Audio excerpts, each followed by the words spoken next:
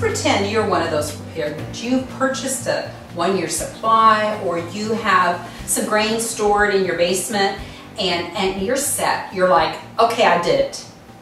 Now, let's think about that a minute. Do you know what you're going to do with the grain that you have stored? Do you have recipes gathered? Do you have other equipment gathered? So hopefully what I'm going to do for you today is help you to think through what you have, where your weak points are, where your strong points are, and we'll fill in the gap. That one-year supply, let's review for a minute what we have with that. We have grains, which are probably stored in buckets, which might be 5-gallon buckets, which might be 6-gallon buckets. We'll have some bean products. We'll have some baking essentials, things like oils. We'll have maybe dried eggs, that sort of thing. We'll probably have some dried fruits and vegetables. We will have some dairy products, some dried milk. The various categories, their recommended amounts, and all of that has been on another, another teaching. I broke that down piece by piece. So I'm not going back through that, but I will often refer to those categories. I think it helps you just to kind of keep track of where we're going with it all.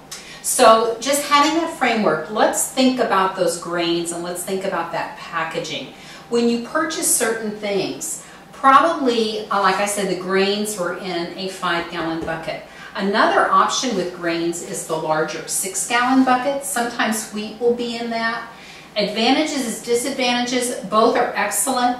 The 5-gallon bucket is easier to handle. For a woman who is carrying it and moving it, not only is it not as heavy, but because of the length from your arm to the ground, it's real difficult to handle one of these big buckets, 6-gallon buckets. So I prefer the 5-gallon bucket in that respect. Both of them work equally well for storage. Some companies will have stored certain things in the Mylar bags.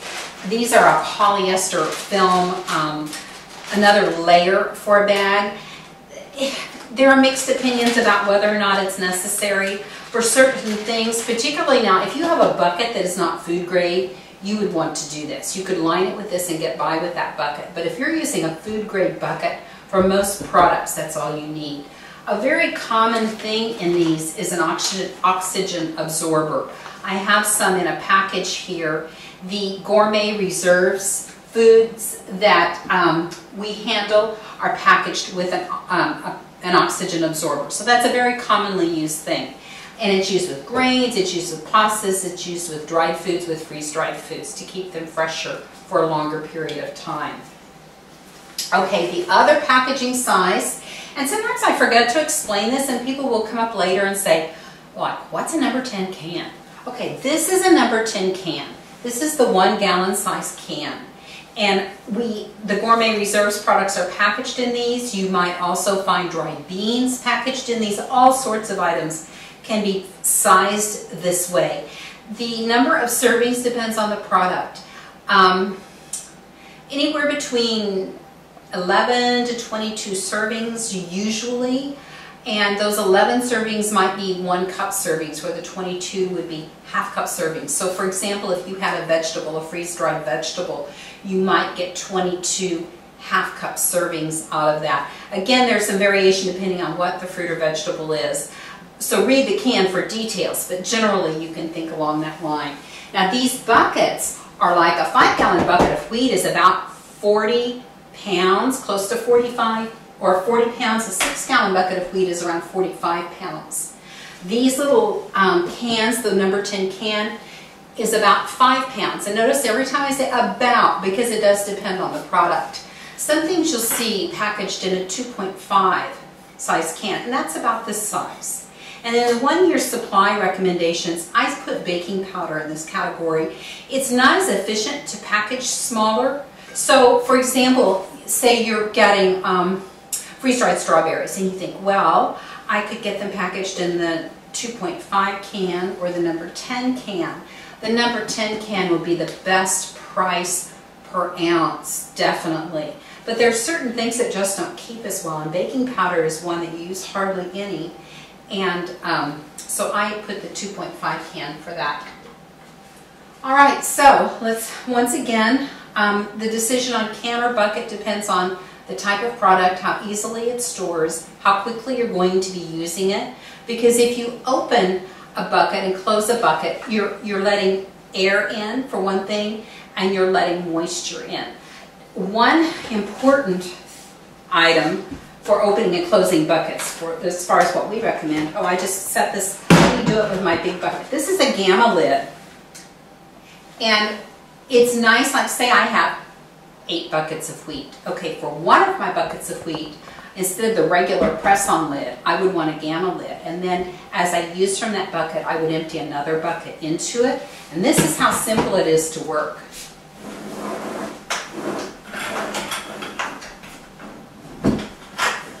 I have to get it down to my level.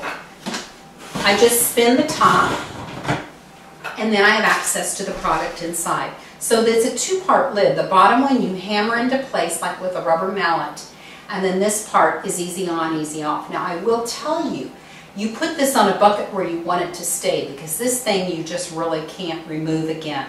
So like when I've emptied this bucket of product, what I would do is open another bucket, pour it into this one, and continue to use the same Gamma lid. Saves lots of fingernails, it keeps products dry, it keeps them more airtight, and it's just a good seal, good product. All right, in thinking of, again, grains and how to use them, I'm going to go into that in detail later, but I want you to as you purchase products, think about, all right, if I have this bucket of wheat, what will I do with it? Or if I have this bucket of oatmeal, what will I do with it? And begin to stretch your thinking as far as products and versatility of products. We tend to think of wheat always with like a wheat bread. And there are many ideas. There are all kinds of cereals. There are all kinds of flatbreads that you can do with wheat and get a lot more versatility from it.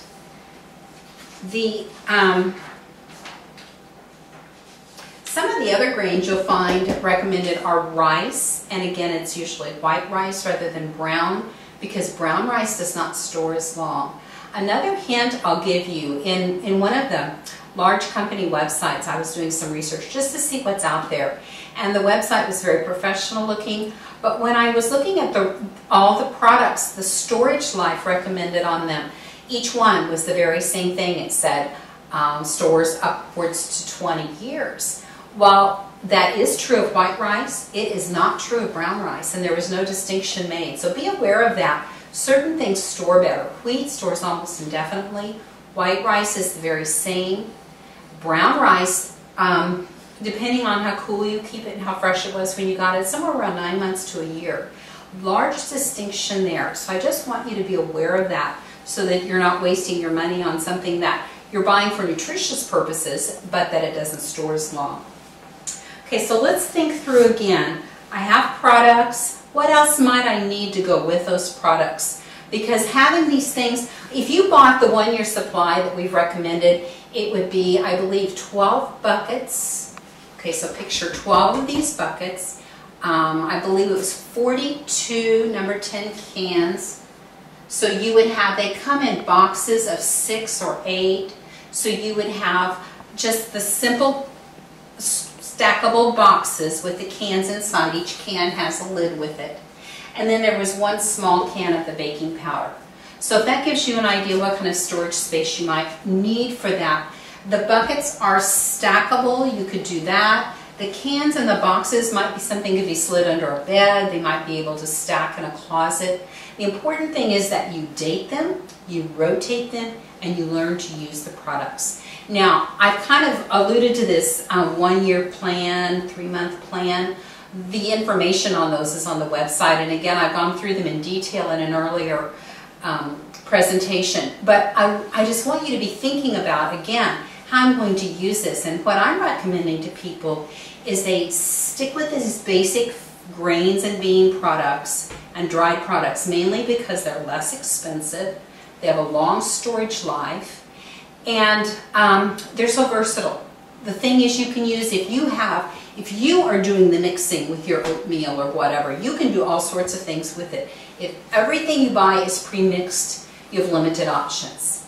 Now, having said that, I also recommend a few pre-mixed entrees.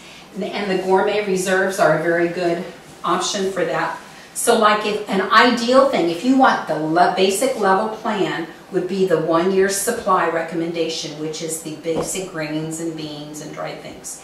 But then even better would be, say for 1 year for a family, 12 assorted entrees. That would give one different one per month, and you could rotate them. Each of these serves 12. So if that gives you an idea of how much variety you could have. If you have a large family, you know, it gives you a good, probably 2 meals out of it. But it's a meal that you don't have to think about. Because the downside of all of these other products, basic products, is they require a lot of cooking time. They require planning ahead, where the entrees do not. You simply add boiling water. Okay, I want to go over some of the equipment too that will help you in your planning. Each person stores food for a different reason. Sometimes it's because of concern about the economy, food prices, and wanting to learn to cook with basic things to save money. There may be a job situation, a salary cut or something like that. Some people store food because they're concerned about power outages and having emergency supplies. Some people deal with hurricanes and are regularly evacuating, and they need things that they can stick in a bag and go. Others have just a heart to care for people, and should there be an emergency in their community of any kind, they want to be able to provide food, sustenance, as a comfort or perhaps as necessary nutrition for their neighbors or their surrounding community. So if you're thinking in terms of quantities like that, think also of the equipment that would be required. A family of 2, you just get, you get in a routine regardless of what size your family is. And like for a family of 2, you're used to small pots, small amounts, and it's just a whole different thinking process to think for large quantities. Most of the quantity recipes are for 50 people. So have you thought about, okay, how many gallons to serve 50 people? Or how do I convert this recipe for 50 people? Or would it even serve? What does it take? So a couple things that might help you is I put together some recipes on quantity cooking for that size. And I have those available. But the process, again, I keep going back to this thinking process because it's a matter of often looking at what you have available and seeing how you can adapt. Recipes for 50 generally have, they're like soups or ham and beans, that kind of thing, but you have at least 3 gallons of product. This pot that I'm pointing to it says 24 quarts. That would be, you know, rim full. You would never do that. So actually more like 5 gallons of product in it. So like if you're doing a soup and you have this comfortably full, you would easily have enough for that many servings. The way they do the serving size for soup is they'll say 1 cup per person. All right, now again, that's not a whole lot. And that would be 16 cups per gallon. Those are 8-ounce cups, so it would be 16 cups per gallon.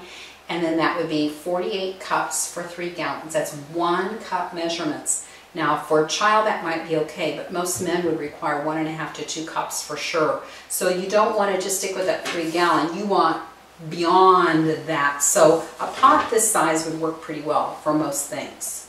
Another thing to think of with that is the cooking style. I mentioned earlier about the breads, that yeast-raised type breads that we're used to might be harder to pull off. What you could do, though, in a bubbling soup is have dumplings or a noodle, that kind of thing. One thing that we've often found true, when I cooked for large groups, we have these great big pots, no spoons long enough to stir them with without burning our hands. That's something to plan ahead. Restaurant supplies will have long-handled ladles, they'll have long-handled spoons, because those kinds of things are things that you can't just run out and get at the last minute, and that's on my list to get for myself. But that would be critical when you're using a large pot like this too. Some other equipment needs that I think might be helpful to you are, well, let's see, where am I going to start here? I have, with all the food processors and the electric things, if you're ever in a non-electric situation, you might want a really good quality grater. And another thing I do with this is a good sharp one, is like if you're needing a consistent slice, like you're wanting to dehydrate something, it works well for that too. Another thing that people just don't use anymore are sifters. When I do the grains presentation, I'll actually demonstrate this for you. But when you are grinding grain with a hand grinder, you just don't get the fine flour like you do with an electric grinder or like you would purchase at the store. We have purchased our flour for so many years and it doesn't require sifting, so people just don't have sifters. But when I started grinding, testing that hand grinder and thinking, okay, if I'm really cooking with this, what's this like? The flour was really gritty. The cornmeal was really gritty. So what you would do with that, you can keep regrinding and you can get a finer product. The other thing is, which is much simpler, is you run it through the sifter. The fine flour that comes out, you'll use for your bread product. The coarser meal or bits of wheat or corn that come out, you can cook for cereal. And that way you get the best of both. So again, when I do the grains, I'll demonstrate that. Another item is a strainer. People don't tend to have these as much anymore. And I've made like things like an oatmeal milk, or like if you're making your own, growing and making your own teas, things like that where you really need a fine strainer. Cheesecloth, multiple uses in food preservation and straining jellies and cheeses and all those sorts of things. But that's a nice, it's a handy thing that you may not have thought of. It's an inexpensive and easy thing to buy and store. Lots of uses for that. And then I'm coming to a couple of my favorites. These things we hardly use anymore either. And the old thermos for coffee. You'll find them in camping supply places and think, what would I do with that? I make yogurt in it. It's a way, a non-electric way to keep something at a consistent temperature for a long time. And if you're doing even one of those entrees, like the Gourmet Reserves entree, you could measure your product in your thermos, add your boiling water, shake it up, take it to work with you or wherever, and you would have it for lunch. Now, one thing I did not think about until I tried another experiment with my sprouts, this is a narrow top. So if you have a wide top, it's a lot easier to work with. That wouldn't be very realistic with this. And I'll show you what I was trying to experiment with. I was doing a hot cereal with sprouted wheat. And I tried to get the sprouts in there, and it was like, no, that's not going to work. So I found another thermos that isn't quite as good a quality, so it doesn't keep things quite so hot, but it had the wider mouth. And what I did, and this doesn't look very appetizing, but it really is a nutritious product, is I have the sprouted wheat, I pour boiling water over it, and then you would add a little bit of honey to it, and a little milk if you wanted, and the kernels are tender and chewy and very nutritious. So again, a use for a thermos. Another thing you can do with the thermos is like you can make your own dried, like let's think you're a small family and you have leftovers. Like especially for us as a family of 2, we have a lot of leftovers. I could take leftover soups, particularly a cream soup or a pea soup or something, and put it in my food dehydrator and dry it in little like spoonfuls, or I could do a whole sheet and tear off strips. Put the dried soup down in a thermos with boiling water, and again, I have a dehydrated, nutritious soup for my lunch. Lots and lots of applications for a thermos. And then you can even put certain dried vegetables in, just a tablespoon of this, a tablespoon of that, a little pasta, and rehydrate. I would experiment with those a little bit though, because some vegetables rehydrate more quickly than others. Dried peas and beans just take a long time, and corn, those aren't as effective. But some of the simpler things, the flakes, like tomatoes, onions, flakes of any of the dried vegetables, those kinds of things would work well in here.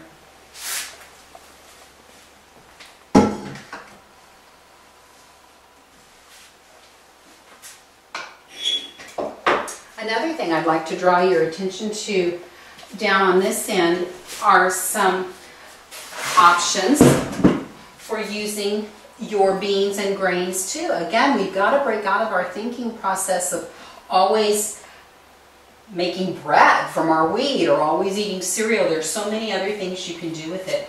I have some things here that I've sprouted. This is just whole grain wheat that would have come from a bucket, a large bucket of wheat, and I've just pulled it out, the wheat berries. And in this little sprouting jar, I used some of these for the soup. But 2 days ago, I put water over them, allowed them to soak, rinsed them a couple times a day, just set them out in my kitchen, and I have sprouted wheat. And you might think, well, what am I going to do with sprouted wheat? You can use it for cereals, you can stir it into breads. For people who are needing the extra vitamins in the late winter, sprouts will offer that.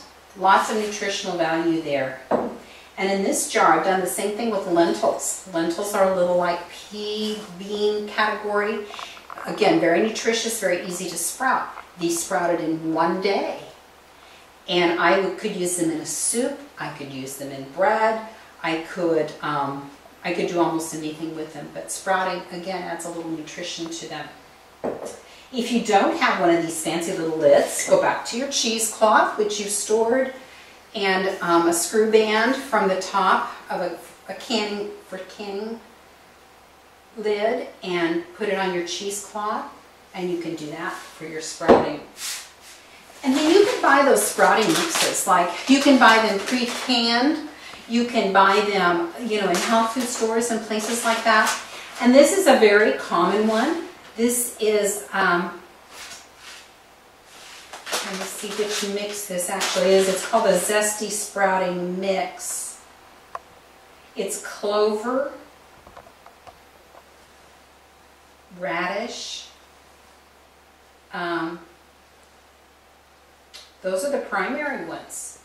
So very inexpensive seeds, it should be, and it's actually kind of a pricey mix. So a much more reasonable way to do it would be thinking about sprouting your things like wheat, beans, some of your common grains. You can sprout almost anything except treated garden seeds you would never sprout. You would never sprout potato or tomato seeds because they're poisonous. But almost everything else is sproutable. And the beans are more digestible if they're sprouted. If people talk about, well, I can't handle the beans, I can't digest them, if the gas issues, sprouted beans are a little better. So that might be an option too for your family. Okay, let's think about questions that people have over these things. Often they'll want to know how long they can store them. It depends on who you ask. Honestly, if you're storing your items at below 70 degrees and further below is better, ideally would be somewhere in the 50s. It's dark, it's dry, they store a long time. Wheat, around 30 years is not an issue at all. Same thing with white rice. Now, when you start getting into some of them, like the dairy products, the milk, dried butter, that kind of thing, the length of time is closer to 8 to 10 years. And it depends on who you ask. Some websites don't make any distinction, but they're really not giving you the full story. Those things do not store as long as like a wheat product or a dried grain or dried bean. So do be careful about that, and be careful with how you handle it. One of the things I've really appreciated about the Gourmet Reserves line is their honesty in advertising. They actually say they will only guarantee quality for 8 to 10 years because they have no way of knowing how it's handled after you get the product. So they're saying pretty much no matter what you do with it, it'll last that long. But if you take good care of it, it will go 20 to 30 years, like the other companies say. But I do appreciate that fact that instead of saying our product stores up to 30 years, they actually say you can expect excellent quality for 8 to 10 years. And then also quality beyond that, depending on how you've cared for it. I would like to talk to you a little bit more about the 3-month supply idea, because people will sometimes think, I don't have enough money for 1 year, I don't know if I want to think that long range. So what does 3 months look like? Or what about 1 month? Well, when you're thinking about 1 month, you're better off just stocking up with regular grocery store items and rotating. Absolutely, hands down, you're better off doing that. And then getting a few maybe freeze-dried packets of instant meals or things that would not require cooking that you could take with you, camping type foods for an emergency. But if you're wanting some storage foods, to go less than 3 months really isn't reasonable. Now, you could get a 3 month packaging, and if you have a family of 4, then it's really like 1 month.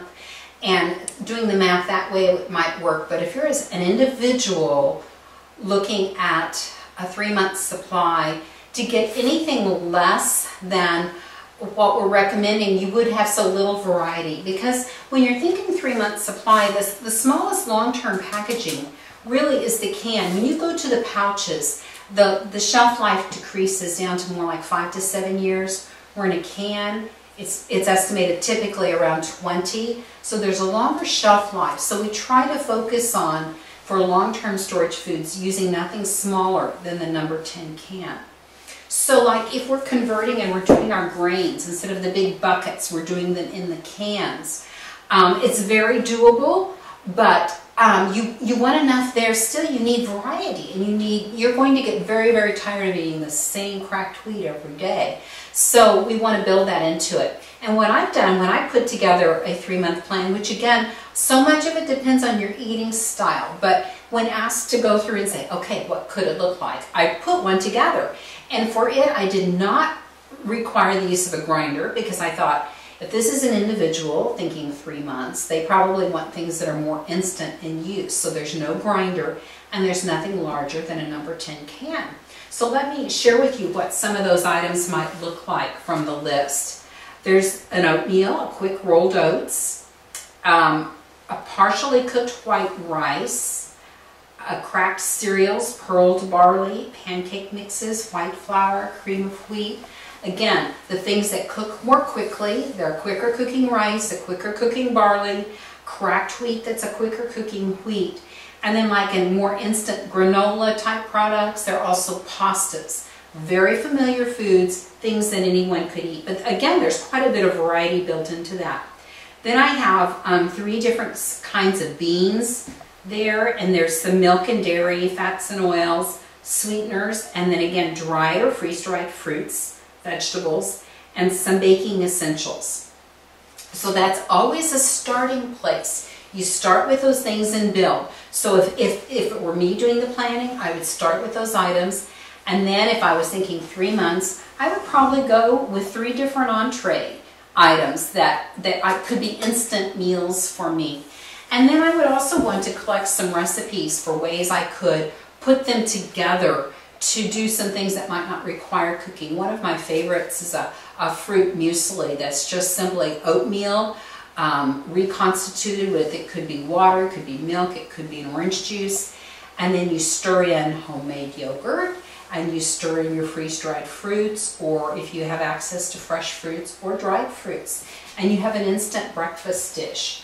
I put together several ideas in this little cookbook, but as you're thinking through, and you can certainly get the ideas from there, there's some that I've tested, but I encourage you to go through each thing you're eating and think, okay, how can I adapt this, or what could I use? One commonly used idea is the pancake mix that just adds water, because if you do that, you have a quick bread that you could use for a sandwich. Pancakes are a comfort food, everybody likes them, children like them, you can add peanut butter, they're very versatile. Look for things that have lots of different uses, that are flexible, versatile, that are easy to store, and that have that you like. There's no reason to stock up on a large amount of a food that you really do not like. So hopefully this has been helpful to you. I will be expanding on specific uses of grains and beans in another workshop, and giving some other ideas of things you can do. But I think this would help take you the step beyond just planning the product, and hopefully giving you some ideas on how to use it, along with some ideas about different equipment needs that you might have too.